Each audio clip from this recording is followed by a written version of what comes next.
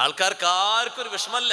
നോക്കി, നമ്മുടെ നാട്ടിൽ ഒരു മുസ്ലിം ചെറുപ്പക്കാരൻ്റെ വീട്ടിൽ ഒരു ഫംഗ്ഷൻ നടക്കുമ്പോൾ ഒരൊറ്റ ഹറാമില്ലാത്തൊരു ഫംഗ്ഷൻ ആണെങ്കിൽ നിങ്ങൾ വിചാരിച്ചോളൂ, പ്രതീക്ഷിച്ചോളൂ, അവിടെ മലായിക്കത്തുൽ കിറാമിന്റെ സാന്നിധ്യം ഉണ്ടാകും.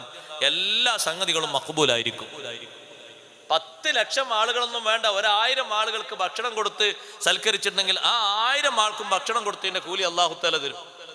ഒരൊറ്റ ഹറാമ് കല്യാണവുമായിട്ടോ സൽക്കാരവുമായോ ബന്ധപ്പെട്ടവിടെ നടന്നോ, 10,000 പേർക്ക് നിങ്ങൾ ഭക്ഷണം കൊടുത്താലും, അതിൽ സാദാത്തുക്കൾ വന്ന് ഭക്ഷണം കഴിച്ചാലും, ഉലമാ വന്ന് ഭക്ഷണം കഴിച്ചാലും, ഒരൊറ്റ ധാന്യത്തിന്റെ കൂലി പോലും അള്ളാഹു നിങ്ങൾക്ക് തരില്ല. ഒരാശങ്കയും വേണ്ട വിഷയത്തിൽ. നിങ്ങളെപ്പോലെ പെങ്ങന്മാരെ കല്യാണം ഞാനും നടത്തിയിട്ടുണ്ട്. ഹറാം പറഞ്ഞ ഒരു വിഷയമില്ലാതെയാണ് നടത്തിയത്. 100-300 ആളുകളെ വിളിച്ച് ഭക്ഷണം കൊടുത്ത്, ആണിന് പെണ്ണിനൊക്കെ വേറെ ആയിട്ട് ഭക്ഷണം കൊടുത്ത്, ഒരൊറ്റ ഹറാമിന്റെ ഒരു പരിപ്പ് പോലും ഇല്ല. ഒരു ഫോണിൽ പോലും ഒരു ഫോട്ടോക്ക് പോസ്റ്റ് ചെയ്തിട്ടില്ല. ഇപ്പൊ ആരൊക്കെ ഫോട്ടോ എടുക്കണ്ടേ സ്റ്റേജിൽ വന്ന്? ഏതൊക്കെ ബാച്ചാണ്? +2 ബാച്ച്, പിന്നെ BA ബാച്ച്, പിന്നെ +1 ബാച്ച്. പറയൂ, എല്ലാവരും പറയൂ. അതല്ലേ ഇപ്പോഴത്തെ സന്ദേശം. ആണത്തത്തോട് ആണായി നിൽക്കുന്ന അന്തസ്സുള്ള ബാപ്പമാരതിനെ അനുവദിക്കരുത്.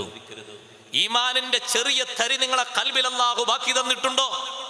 മുത്തുനബി തങ്ങളോട് മഹബത്തുണ്ട് എന്നൊരു ചെറിയ മഹബത്തിന്റെ ചെറിയൊരു അംശം ഖൽബിൽ ബാക്കിയുണ്ടെങ്കിൽ ഒരൊറ്റ ഹറാമിന് അവിടെ മേൽവിലാസം കിട്ടരുത്. അത് അവന്റെ പൈസ കൊണ്ടാണെങ്കിലും ശരി, കൂട്ടുകാരെ പണം കൊണ്ടാണെങ്കിലും ശരി, സമ്മതിക്കാൻ പാടില്ല. അവിടെ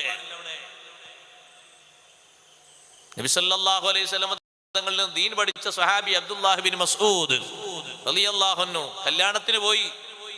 കല്യാണപ്പൊരെ കയറിയിട്ട് ഭക്ഷണം കഴിക്കാതെ നേരെ ചെരുപ്പിട്ട് താഴോട്ട് ഇറങ്ങിപ്പോയി. എന്താ കാരണം?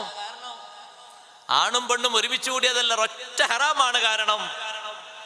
എന്താ കാരണം സഹോദരങ്ങളെ?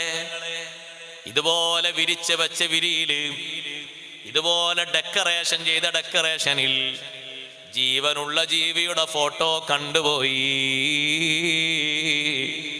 ഭക്ഷണം കഴിക്കാതെ വീട് വിട്ട് ഇറങ്ങിപ്പോയി. മുത്തുനബി തങ്ങളെ കൂടെ നടന്ന അരുമ ശിഷ്യനാ. ലോകമേ, ഈ മഹാനിൽ നിന്ന് ഖുർആൻ പഠിക്കൂന്ന് നബി തങ്ങൾ പ്രവചിച്ച മഹാനാണ്.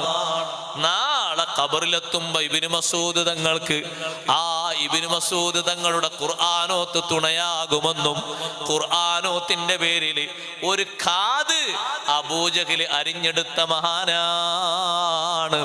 നാളെ അള്ളാഹുവിന്റെ കോർട്ടിലെത്തുമ്പോ ഇബ്നു മസ്ഊദ് നിങ്ങളെ കാതെവിടെ